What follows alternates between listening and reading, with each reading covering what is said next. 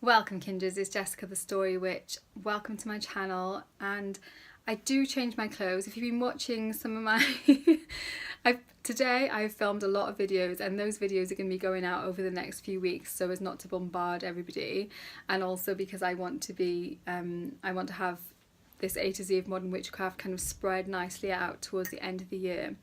But I feel like people are going to be like, does that person never clean themselves or change their clothes? I do, but I am filming quite a few things today, so apologies for that.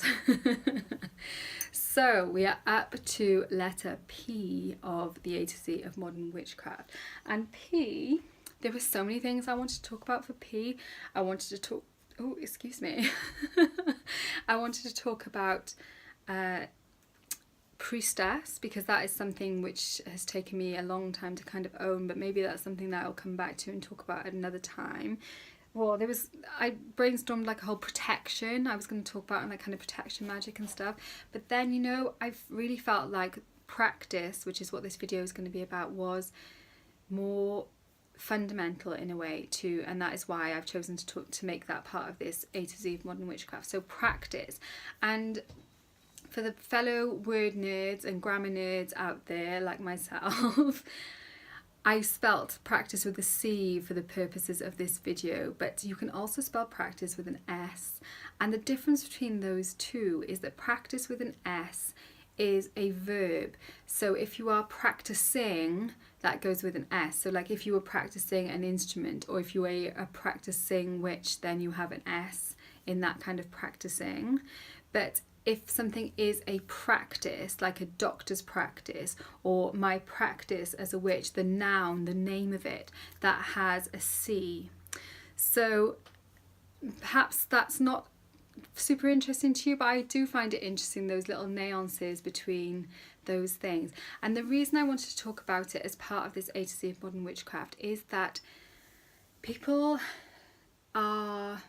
describe witchcraft quite often as like a pagan religion, and not everybody obviously, but that has become a prominent position that people are taking, particularly people who follow a Wiccan path. And if they're following like a specific Wiccan tradition, or another specific tradition like a Dianic tradition or fairy tradition or something like that, you know, it is not just a practice, and I use just in the sort of expansive form really. It is a religion, almost as if calling something a religion, well, not almost as if calling something a religion validates it more than if it is just a practice. But actually, in my feeling is that witchcraft is a practice and not a religion, and it is what you do, that practice with an S in witchcraft, that makes you a witch, that makes you a crafter, than what you believe and what you read. And so that is the kind of crux of it. Some people call witchcraft an orthopraxy rather than orthodoxy. And orthodoxy is like a set of beliefs that you must adhere to, like you get in a religion, whereas witchcraft is an orthopraxy. It is a set of practices.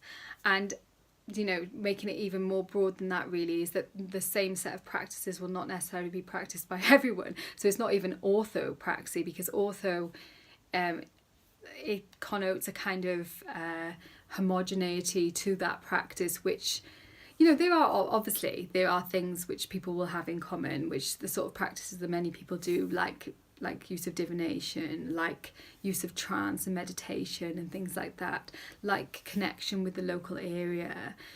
But no two witches will have the same kind of practice. You know, I suppose unless you are following a specific tradition, in which case your practice will look more similar to the other witches within that same tradition, if you see what I mean. So yeah, I wanted to talk about that today, just very briefly, and ask you to think about your practice, and how do you understand if you're calling yourself a witch, or if you're not calling yourself a witch yet, but you're kind of on the margins of it. there probably are already some practices that you are doing which would, from some people, would consider that to be witchcraft practices.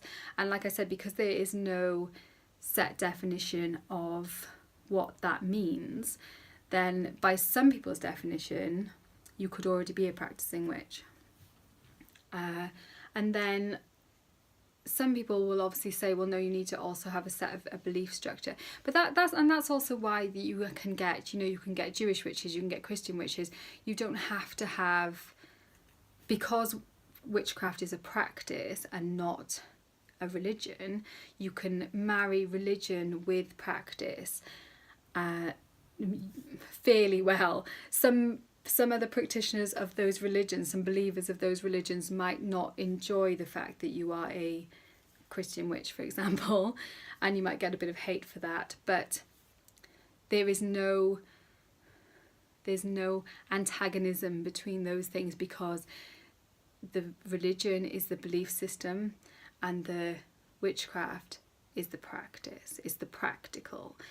And those words obviously have the same prac root, practical, practice, and that is what I love. It is doing stuff, it's getting your hands dirty, and yes, of course, it is reading and researching and thinking as well, but it is very much a craft. It's doing, not believing, or not blindly following like you get a lot in more established mainstream religions. So yeah, I hope that's something interesting to think about. Let me know how you feel about that and whether that kind of gels with your own beliefs, or if you have a completely different way of understanding it, then I'd love to know that too. Thanks so much for watching, guys. Warmest blessings, and I will see you very soon.